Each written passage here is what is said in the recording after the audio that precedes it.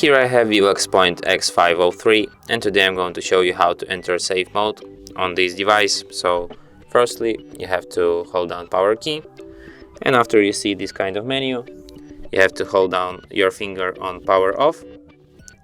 This window Reboot to safe mode will appear, just tap OK, and after that your device will be restarted in a safe mode.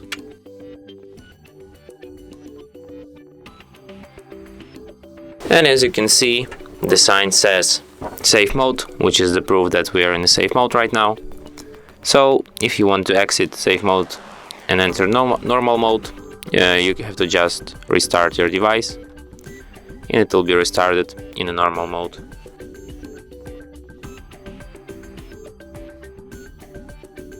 And that's it. Thanks for watching. If you find this tutorial useful, don't forget to hit that like button and subscribe to our channel.